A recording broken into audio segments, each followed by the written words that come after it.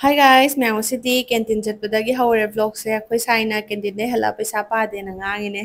You should do that as a housewife. Nangdi. Nupi di makum mata kenna beje nupi yung di pathaw.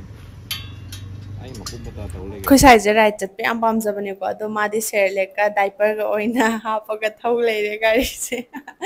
Nusi dana dum nam bani da. Ram hujukan samwai am chele dun smai dum ha lage ado kai kai le ri do ulak ke adu duga achapo sa hor sar ke ba ko Heaven ja umma banina serlek laire e amakhalan yaw meken din amana apple yaw ba mana yaw da ba gi huga taw bai je ado anima dum laisal e ba ko karam ban hena haina doino khang de ma do popcorn khara laire e sayol gi ne sina aduga hot ke side or tiffin hai dora si maga laire e do sarap nung achapo nung colgate diaper aduga si table se laire ko si table se ni ko ai ngasi video na mi ja ado si table dai na mukbang taw ge na lebne ado na ai mukbang tor ke mayam Achapot adum noodles spicy noodles kumba horaga yam haina diye kaino puk tang tang ngom dore spicy noodles kumba horaga charake ai sta thamaga dum namak si Korean veg noodles si oina horake aduduga ai table du thama charake bu aina do mukbang nung tawning ba ai ngonda table na tai chabu do laite na aina laibane ba do si horaga sina kulangang ko horaga chaningai leite mathang injang ha ha sar ke buko hore se ai samje wek sam season ai aduna ne smaina na pije momong gini da aduda aina dum taisan bai tar aina main tap na pajani tap na pain smain to horaga hat ki dudi mu pam de ko smaina hyper chen khat laga na pajasi je pam bai tar ket ani tang hoge moi ka nam cha roi buko na ket ani tang horaga Itandani na manungus my hand. I give favorite message. But the cheese kilo charm me what the cheese kilo mahago how the do the oil I want the father. This is not quite how I walk and yes kitchen. I give favorite boy high that. Hana di mataki cherang jaram the transparent color the transparent color am the happy. The layer si chawala se latest mapunang bale meng han ahum lebne bu khambra ado si machi thara me ado mimi shinju gitang sujira ne bo yenga ge khalla ge ko ida sam thoki ge si yauna ba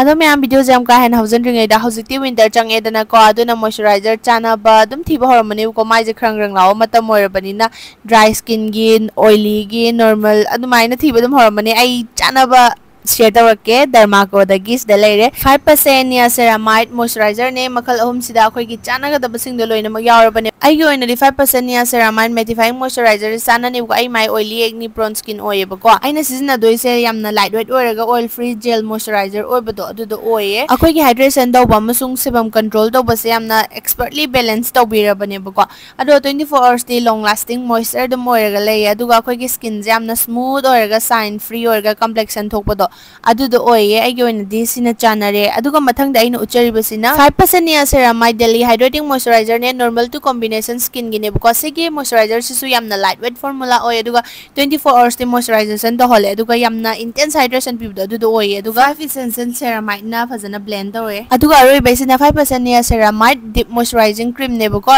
dry to very dry skin gine 3 essential ceramide na blend tore up to 72 hours de hydration to hole aduga exfoliate fazana tore ko dry to rough skin da aduga intense moisturization and barrier support so ele Derma Co gi product kuding mag dermatologist sing na design taw bani ai coupon code kajal 2024 season agadi 20% off angadi masagi website agi naika Amazon Flipkart purple dos phang mane the Derma Co has empowered 20,000 plus students this year with their young scientist initiative every time you buy from them they will link your order to a child that they help educate along with booming ado myam oil gi chang yam na yaude have say dum ucharam ge nakan da moisturizer mana da batayga som side se hai tare ne sina Derma Co ne aduga aina tai sina atopa moisturizer amane bako ani se yenga se si Derma Co gi smile tawre aduga nakan gi sunape adu yengo sina oil yawe ama se yaude have se dum khangamani si dum utke tawone mayam sisna nungai hauji noodles se ayam saruk munjal e masala do mulakan oina chai bo adu nen hawbai tap ta khan bu do khalle adu morok machu ma yauzar bo lai thang jang mi singju go smile dum tawni da telo kharaga morok kharaga tangne Ado sina plates ay ngahalek pa ne sila charak tu ne chopstick na kolaga ado lettuce to sila ire mapun amtang ne ado adum kolaga charage miyam semba loire. Okay. Yam mum gare. Nungdang tagi na hale mai yam mum me ado charage dum table kulangang ka boy ne pa. The phone am thanjali ne than daga na sine ba. Than da bana phaida thala roi. Ana de than lagi. Di charage miyam leire. Mi singju han chage. Pigi.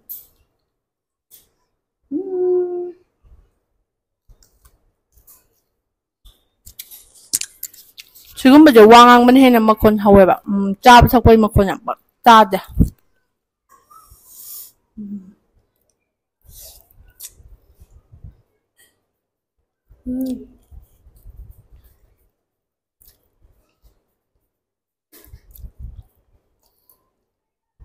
짭이 없구이라 나 하프는 짭 이거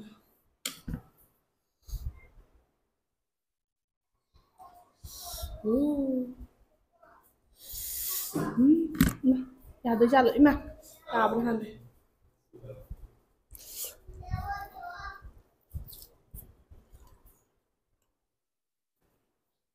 하와이에 졌까?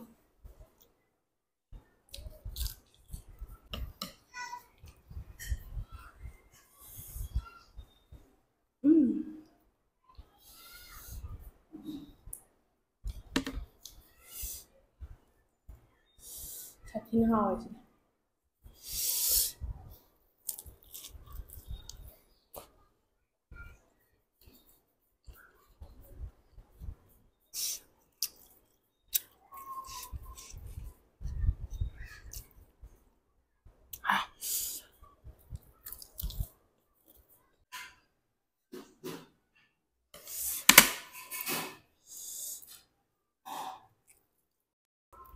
ꯃꯌꯥꯝ ꯁꯤ ꯃꯇꯥꯡꯁꯤꯗꯒꯤ ꯑꯃꯨꯛ ꯃꯥꯏꯀ꯭ꯔꯣꯐꯣꯟꯁꯦ ꯌꯥꯗꯕꯤꯗ ꯂꯩꯔꯝꯃꯦꯕ ꯑꯩꯗꯤ ꯌꯥꯗꯦꯗꯣ ꯈꯪꯗꯕ ꯍꯥꯏꯇꯥꯔꯦ ꯉꯥꯟꯕ ꯉꯥꯟꯗꯕꯗꯣ ꯎꯗ꯭ꯔꯕ ꯑꯗꯨꯗꯨꯅ ꯑꯗꯨꯝ ꯌꯥꯗꯕꯤꯗ ꯑꯗꯨꯝ ꯆꯥꯔ ꯂꯩꯔꯝꯃꯦ ꯈꯣꯏꯗꯧꯁꯦ ꯁꯧꯒꯠꯄꯅ ꯑꯩꯗꯤ ꯇꯦꯜꯍꯧꯒꯁꯦ ꯆꯤꯛ ꯆꯤꯛꯇꯅ ꯀꯗ꯭ꯔꯧ ꯀꯗ꯭ꯔꯧ ꯁꯥꯏꯅꯦꯕ ꯈꯪꯕ꯭ꯔꯥ ꯑꯗꯨꯗꯨꯒ ꯃꯥꯏꯀ꯭ꯔꯣꯐꯣꯟꯁꯦ ꯌꯥꯗ꯭ꯔꯕꯅꯤꯅ ꯑꯃꯠꯇ ꯇꯥꯔꯝꯗ꯭ꯔꯦ ꯑꯩ ꯏ ꯀꯥꯕꯅ ꯑꯩ ꯉꯁꯥꯏꯗꯩ ꯚꯤꯗꯤꯑꯣꯗꯣ ꯈꯪꯉꯦ ꯃꯥꯏꯀ꯭ꯔꯣꯐꯣꯟ ꯌꯥꯔꯝꯃꯔꯣꯏ ꯃꯈꯣꯟ ꯇꯥꯔꯝꯃꯔꯣꯏ ꯑꯣꯟꯊꯣꯛꯄ ꯊꯧꯗꯣꯛꯅꯤ 시대는 애는 성능이랑 하나 말고 버주 쓰시나 보다. 이 하는 것도 좋아.